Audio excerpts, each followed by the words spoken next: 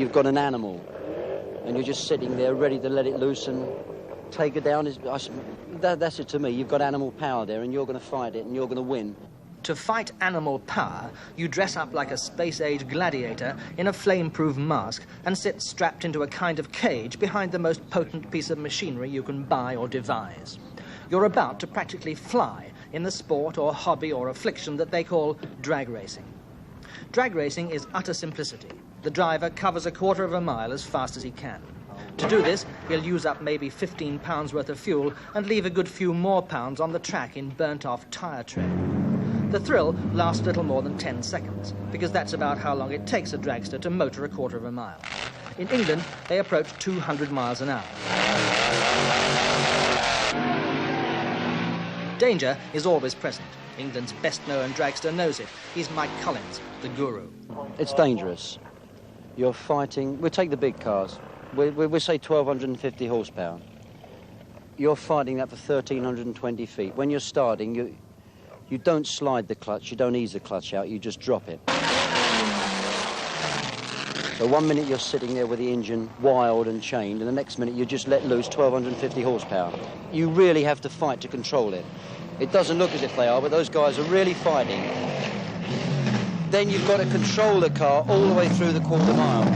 At the start line, you're only controlling just 1,250 horsepower that's been let loose. 1,000 feet out, you're controlling 1,250 horsepower that's doing 170 miles an hour. The guys really work. It's dangerous, but they are completely encased in an aluminium fire suit, the one that look like the Silver Lame singer suits. But they're for safety. The chance of them getting burnt is negligible. The roll cages you see are wrapped around their heads. They're there so that if the car flips end for end, the driver gets out. If you can read everything just right, you can not, with your gear changing, you read the lights just right. As it goes green, you're gone. If you read that right, you knock 1/10 of a second off your time. If your gear change right, you can knock up to 2/10 of a second off your time. You don't have time really to think because you've only got a matter of about 20 seconds. You've got one eye on the tachometer to check the engine revs are coming up right, one eye on the Christmas tree, the starting system, and your eyes are splitting. You build the revs up to the lights with the hope that you've got exactly the right RPM on, just as the green goes on. Drop it, and if you're right, you're gone. If you're not, you've fluffed it. If you sidestep the clutch, you're letting in instant power.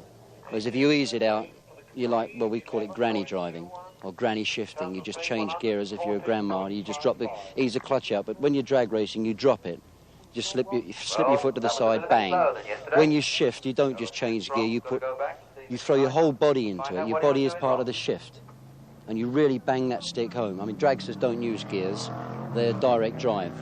So they don't have to worry about gear changing. They just got to worry about keeping it straight. They run on nitromethane, which is an extremely exotic and extremely volatile fuel, but it increases your horsepower. If you run 90% nitro, you can guarantee 100% horsepower increase. And if you run 100% nitro on a supercharger, you've got 150% horsepower increase. And that's where the jungle juice goes. The hard stuff, nitro. In this case, it's probably about 40% nitro, 55% methanol, and 5% of something they don't tell you about. That's their own secret brew. Could this brew explode when you're belting along at 100 and something miles an hour? Not unless something went wrong. Any car, a spark, explodes the fuel, but not really. It's a volatile fuel, but it's a safe fuel. It's the one that's been proven over the years. It's the one most racers use. It gives more horsepower cheaply. Getting horsepower cheaply is a British speciality. In America, the sport is heavily sponsored by the big motor companies, and professional dragster drivers win enormous cash prizes.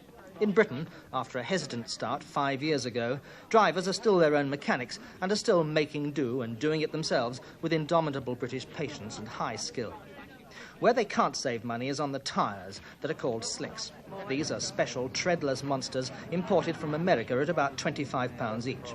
6 really good burn-ups can wear them out.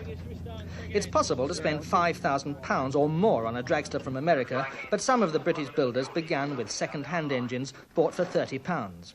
With months of tinkering and fiddling and adjusting, they become flying British bedsteads that have cost perhaps £300 or £400, but in a way are priceless. The strange shape is carefully worked out to produce maximum speed but still stay on the ground. Conventional brakes aren't much good at the end of a run at 150 miles an hour plus, so the dragsters pack parachutes. Describing the dragster thrill is difficult, but veteran champion driver Alan Herridge has a phrase for it. You're on a knife edge all the time. Your engine can blow, you can get out of shape, and you just don't really know what to expect at every run. Every run is a different run. You go a little faster or you go a little slower. I don't know, it's an unusual form of excitement, you know. And when you're coming up there, it's just sheer acceleration because the cars run direct drive, so if you don't have no gearbox in this one anyway.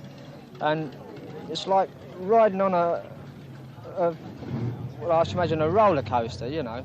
You've got an element of control, but the majority is built into the car. If the car is built right and you've got the power, it's like a missile, you know, it's whoosh.